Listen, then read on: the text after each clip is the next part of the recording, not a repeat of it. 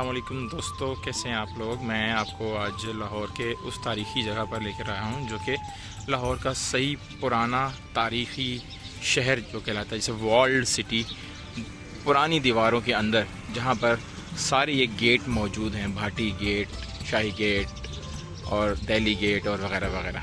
तो इस वक्त हम मौजूद हैं, इस वक्त गुरुद्वारा साहिब शहीदी आस्थान श्री गुरु अंजन देव जी लाहौर, इस मकाम पर। और ये वो जगह है जो अमूमन इसको निगलेक्ट किया जाता है जब हम तारीख़ी मकामान, इन सारी तारीख़ी मकामात के विज़िट के लिए आते हैं, लेकिन ये बहुत इंपॉर्टेंट है। मैं कोशिश करूँगा कि हम अंदर जा सकें, और मैं इस कोशिश में हूँ कि मुझे अंदर जाने की इजाज़त मिल जाए। मैंने अपना हर हरबा इस्तेमाल कर दिया, और वो हरबा जो अक्सर मैं नहीं इस्तेमाल करना चाहता वो ये कि अपना जर्नलिज़म का जो कार्ड है, अपना साफ़ी या होने का कार्ड, वो बहुत कम ही निकालता हूँ, लेकिन अब मुझे वो निकालना पड़ा है।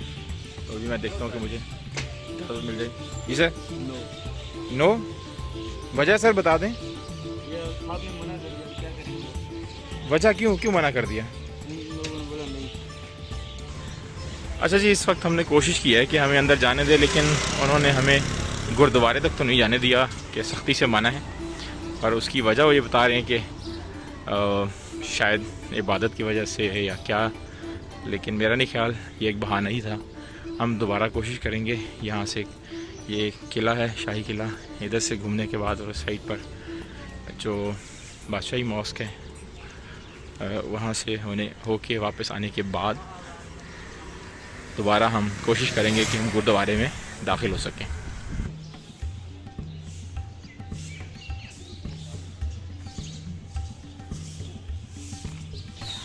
और इस शाही किले का फ्रंट, जो कि अक्सर हम देखते हैं, लेकिन अंदर से शाही किला ऐसा नहीं है। ये सिर्फ मोनूमेंट की वजह से इसको इस तरीके से तामीर किया गया ताकि इसका कोई फ्रंट फेस बनाया जा सके, लेकिन हकीकत में शाही किला बेसिकली ये वॉल्ड सिटी ही है, जो पुराना लाहौर का शहर कहलाता है। और इसके बिल्कुल सामने बादशाही मॉस्क है, आप देख सकते हैं। उसका एंट्रेंस नज़र आ रही है आपको पीछे लाल रंग की। और ये जो है, इसे हम बारादरी कहते हैं। इसके दूसरी साइड पर पीछे आपको ये जो बिल्डिंग नज़र आ रही है, ये है इलामा इकबाल का मज़ार। लाहौर में बहार की आमद है, और आप देख सकते हैं कि फूल तरह तरह के यहाँ पर खिले हुए हैं। ये भी गुरुद्वारे साहब का एक गेट है, जो कि इन्होंने इस वक्त बंद करके रखा हुआ है। और आप ये देखिए कि तारीख़ी जब शहर था, जब पुराना शहर था ये, तो यहाँ पर इतनी बड़ी मस्जिद और उसके बिल्कुल साथ इतना बड़ा गुरुद्वारा। और आप इससे अंदाज़ा लगा सकते हैं कि मज़ाहिब कितने पीस के साथ इस खित्ते में, इस अमन के साथ इस खित्ते में रहते थे। और ये है जी वो तारीख़ी किला, जो मेरे अक़ब में आप देख सकते हैं। रोशनाई दरवाज़ा है। रोशनाई दरवाज़ा बहुत अनफॉर्चुनेट है कि इतनी रोशनाई है कि पढ़ी भी नहीं जा रही, लेकिन मैं फिर भी आपको कुछ थोड़ा सा दिखा सकता हूँ। इसमें लिखा हुआ है कि the Roshnai gate was the main gate of this gurdwara Sahib, लेकिन ये मिटा हुआ है, यहाँ पर कुछ पढ़ा नहीं जा रहा। और यहाँ पर उर्दू में भी कुछ लिखा हुआ है। तो ये सब जितनी भी दोस्तों, जितनी भी ये तामीर है, फ़न तामीर, ख़ुसूसी तौर पर उस मज़ार को छोड़ के, जो कि डॉक्टर अल्लामा मोहम्मद इकबाल साहब के मज़ार है, इसके अलावा जितनी भी तामीरात हैं इर्द गिर्द में यहाँ पर, ये सब मुग़लिया दौर की तामीरात तर्ज़ है। और आप देख सकते हैं, लेकिन यहाँ पर ये खस्ता हाली, अगर हमने यहाँ पर दूसरे मज़ाहिब की इबादतगाहों को देखना है तो उसकी खस्ता हालत देख लें, और अगर हमने मेजॉरिटी मुस्लिम्स की इबादतगाह को देखना है तो देखिए कितने अच्छे तरीके से इसको मेंटेन किया गया है। तारीख़ ये भी है, तारीख़ ये भी है, और तारीख़ ये भी है।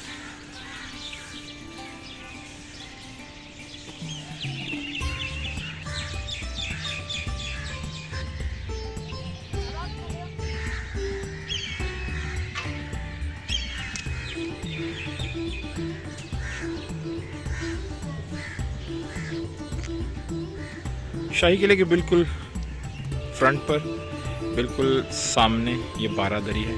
12 दरवाजे हैं इसके, 3 चारों तरफ से। ये बादशाही मस्जिद का मेन दरवाज़ा है, लेकिन मैंने फ़ैसला ये किया है कि मैं मस्जिद में बाद में दाखिल होऊंगा, लेकिन उससे पहले हाज़री देंगे हम अल्लामा इकबाल के मज़ार के अंदर और उसके ऊपर जाकर दुआ करेंगे।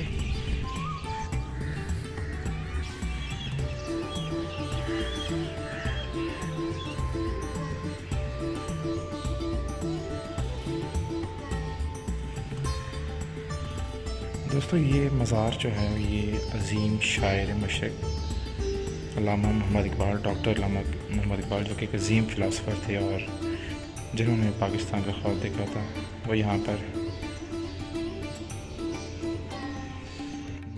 मदफून है।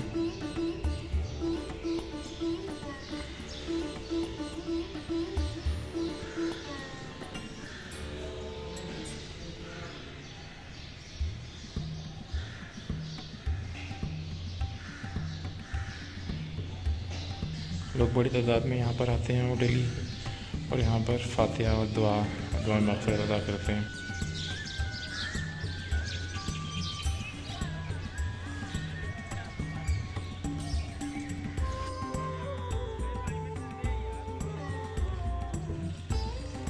तो इस वक्त हम मौजूद हैं, आप देख सकते हैं कि अंदरून बादशाही मस्जिद का जो अहाता है उसमें काफ़ी वसी व कुशादा अहाता है, जिसके ये 2 गुंबद जो हैं इसके इस साइड पर हैं, जो कि आपका मगरबी सिंध बनती है, और इसी अहाते के एक गुंबद इस साइड पर जो कि मशरकी, शुमाल मशरकी, और अंदर से इसका ये एंटर होने का दरवाज़ा ऐसे है, और एक दरवाज़ा जो उसका मशरकी गुंबद, जो मशरकी गुंबद है वो इस सिमत में है। देख सकते हैं कि एक कदीमी दरवाज़ा, एक बहुत पुराना और पुराने तर्ज का बना हुआ, पुरानी लकड़ी से बना हुआ है दरवाज़ा है, और ये मेन एंट्रेंस है बेसिकली, जो कि बादशाही मस्जिद का मेन दरवाज़े में खड़े होकर आप शाही किले का नज़ारा कर सकते हैं। एक दफ़ा फिर मैं आपको दिखाता चलूँ कि ये गुरुद्वारा साहब, अगर हमें अंदर जाने की इजाज़त ना मिली तो सिर्फ ये बताना मकसूद है कि ये गुरुद्वारा साहब की ये दीवार है वो मस्जिद के साथ जुड़ती है। अब ये देख सकते हैं कि मस्जिद के साथ ये दीवार जुड़ रही है। तो पुराने ज़मानों में तमाम मज़ाहिब यहाँ पर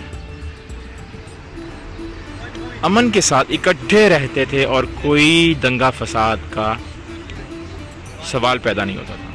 और दूसरी जानब अब अगर हम पाकिस्तान की तारीख़ पर नज़र दौड़ाएं, पाकिस्तान और भारत दोनों की, तो हम दोनों मुल्कों की अनफॉर्चुनेटली अफसोसनाक बात है कि तारीख़ जहाँ से हमारे दोनों मुल्कों का आगाज़ हुआ वो खून, फसाद और दंगों पर ही था, और आज तक तकरीबन आज 78 साल होने को आए हैं। यास एग्जैक्टली मैं बता नहीं पा रहा, गिन नहीं पा रहा, 75 शायद, लेकिन अमन का कोई सीन नहीं है, कोई हमें उम्मीद नज़र नहीं आती अभी तक। पाकिस्तान की तारीख़ के हवाले से एक और बहुत बड़ा नाम सरदार सिकंदर हयात, वो भी इस मस्जिद के मशरकी दरवाज़े की तरफ मदफून है।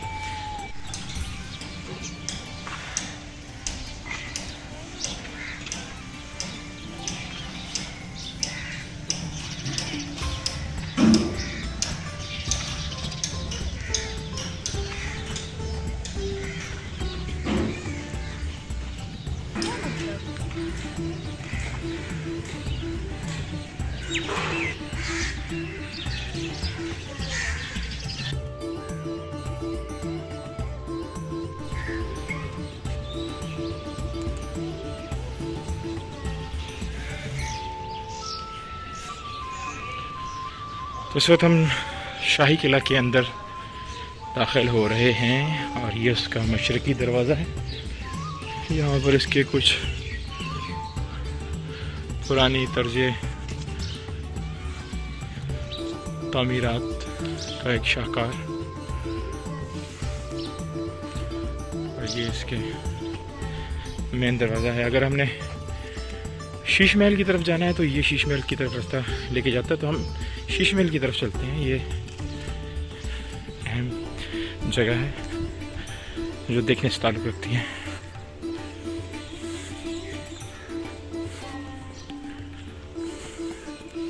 बुर्जियाँ देख सकते हैं, इसके बैशंस मुख्तलिफ, कुछ और सीढ़ियाँ, और बड़ी बड़ी सीढ़ियाँ हैं। इसलिए बड़ी बड़ी सीढ़ियाँ रखते थे कि यहाँ से उनके जानवर उतरते थे जिन पर वो बैठकर शहर का दौरा किया करते थे, जैसे कि हाथी, घोड़े, ऊंट। और ये किला अंदर से खस्ता हाली का एक नमूना पेश कर रहा है। बाहर से जितना ये खूबसूरत दिखाई देता है, अंदर से उतना ही खस्ता हाल है। पुराने ज़माने में जो बादशाह थे वो इस तरह के खुले खुले मैदानों में रहने, खुले खुले सहन बनाने के आदी थे। जो तामीरात थी वो इस तरह की थी, और इन छोटी छोटी कमरों का कुछ समझ नहीं आता। शायद उनके गार्ड यहाँ पर बैठा करते होंगे या कुछ और, लेकिन यहाँ पर कुछ आपको कमरे भी नज़र आएंगे इस तरह के। और इस वक्त हम शीश महल में दाखिल हो रहे हैं, और शीश महल की दीवारों के ऊपर आप ये कन्नाकारी देख सकते हैं, कितनी खूबसूरत, कितनी शानदार है दीवारें इसकी यकीनन, और छतें बहुत पुरानी हैं। लेकिन मेंटेनेंस के हिसाब से और जितना ये टिकट लेते हैं, अगर ये इसको स्पेंड करें तो उसको अच्छे तरीके से मेंटेन किया जा सकता है। इस साइड पर शायद तामीरात का एक कुछ सिलसिला चल रहा है, लेकिन ये इसका एक गुंबद है जिसको ये प्रिजर्व करने की कोशिश कर रहे हैं, या इसको खूबसूरत बनाने की कोशिश कर रहे हैं। और वो भी मुझे ऐसा लगता है कि सिर्फ इसलिए कि ये गुंबद दूर से नज़र आता है, बाहर से नज़र आता है। तो बात वही है कि अंदर की तरफ तवज्जो नहीं है, बाहर से खूबसूरती मेंटेन करने के लिए वो स्पेंड कर रहे हैं पैसे। और रंजीत सिंह की घोड़ी के हवाले से मैं आपको बताता चलूँ कि रंजीत सिंह की घोड़ी की खासियत ये थी कि जब रंजीत सिंह या ज़ख्मी हुए थे या उनको मार दिया गया था, तो उनकी घोड़ी उनको वहाँ से भगाकर महफूज मुकाम तक उसने पहुँचाया था, वापस ले आई थी। तो ये देख सकते हैं कि वसी व अरीज़ मैदान सहन, इस वक्त तो मैदान ही नज़र आ रहे हैं, लेकिन जब यहाँ पर लोग बसते होंगे तो ये यहाँ पर चहल पहल होती होगी।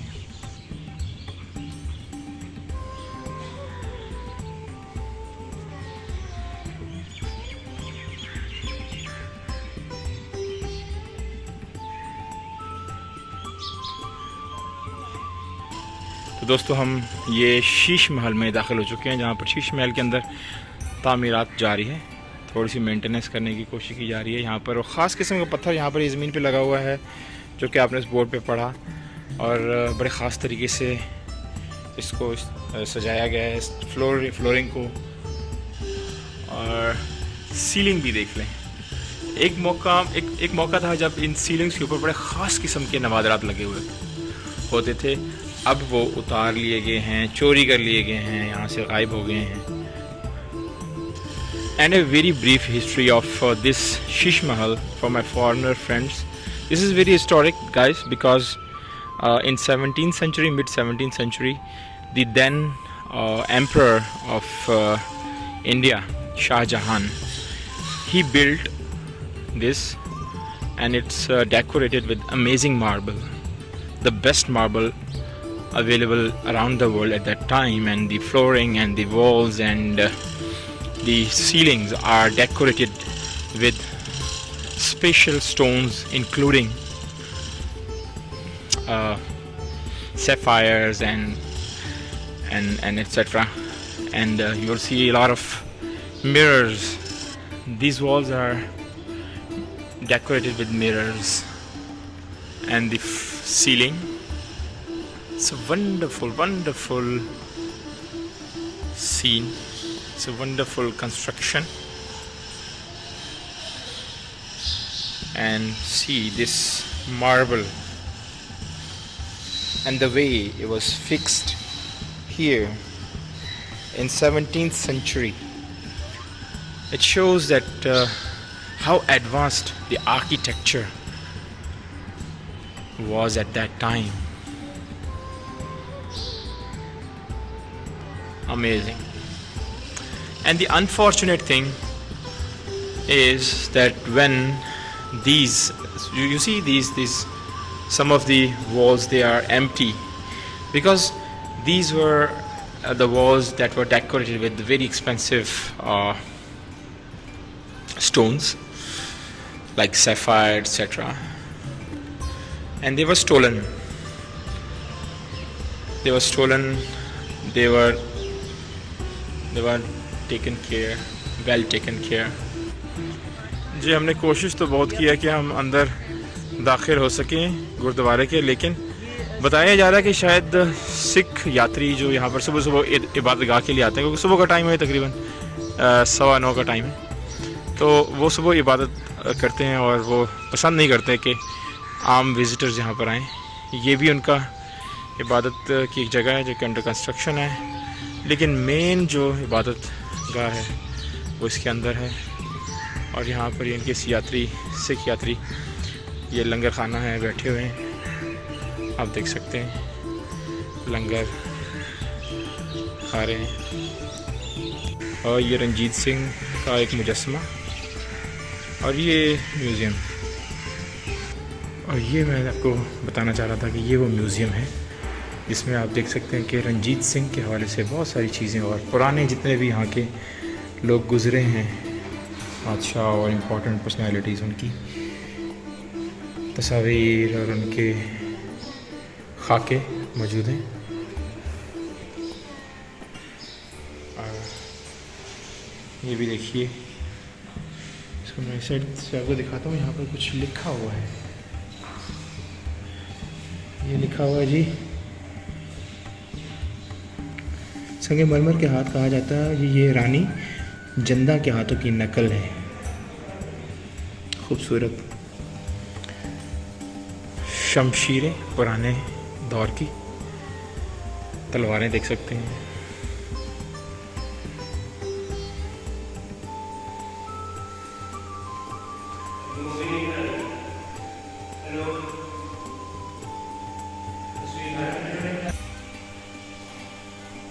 तो ये किंग जॉर्ज है। ये तांबे के साथ बना हुआ है। 2 मन वजन है। वाह। फिर पहले डालते थे गोली बाद में। इस बंदूक में दोस्तों उसमें पाउडर पहले डाला जाता था। ये पुरानी और ये जंग अजीम जी एक की जी जंग अजीम एक के टाइम की ये बंदूकें, जिसमें पाउडर पहले डाला जाता था और फिर गोली डाली जाती थी। शाहजहान बादशाह के ज़माने की तलवारें। शाहजहां बादशाह के ज़माने की तलवारें हैं और जो कि 17वीं सदी हैं।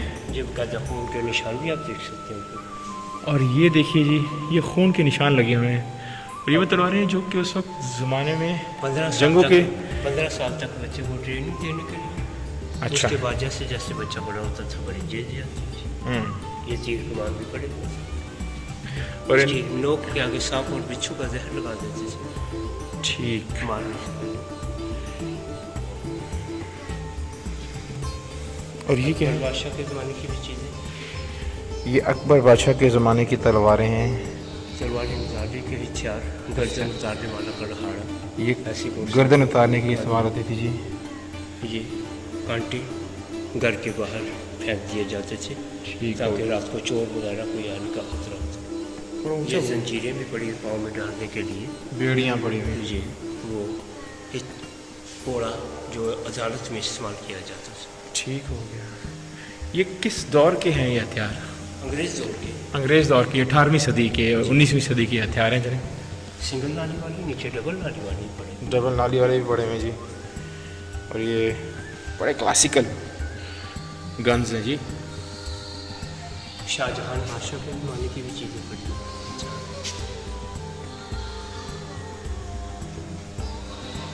अपना बचाव करने के लिए जाओ। हाँ, तो ये इसको जीरक बोलते हैं। जीरक बोलते हैं क्या? जी जी जरी जैकेट के जोड़। ये लोहे की जैकेटें हैं जी, जैकेट्स। ये सबसे पहले तकरीबन जो थी वो दाऊद अलैहिस्सलाम ने इस तरह की बनाई थी। ये जो स्टील कैप के साथ गरी लगी हुई थी। दोस्तों, तो ये रंजीत सिंह का घोड़ा है, घोड़ी है बल्कि। इसको इन्होंने इस तरीका, इसका नाम क्या है जी? लैला। इसका नाम लैला है। ये उस वक्त भी नाम इसका लैला था या उसी वक्त का है? उसकी खासियत क्या है कि ये रंजीत सिंह को बहुत पसंद थी। अच्छा, 3000 लोगों को मरवा के रंजीत सिंह ने घोड़ी हासिल की थी। 3000 लोगों को मरवा कर ये घोड़ी हासिल की थी रंजीत सिंह ने। ये और उसके साथ चादर भी बड़ी सोने की तारों वाली। so guys, this clad is woven with the gold threads. और मेरा ख्याल है आपने इससे पहले इतनी बड़ी बंदूक नहीं देखा। आगे So- दूसरा पीछे से निशान। So huge rifles. उस जमाने में दरिया रावी यहाँ से गुजरता था।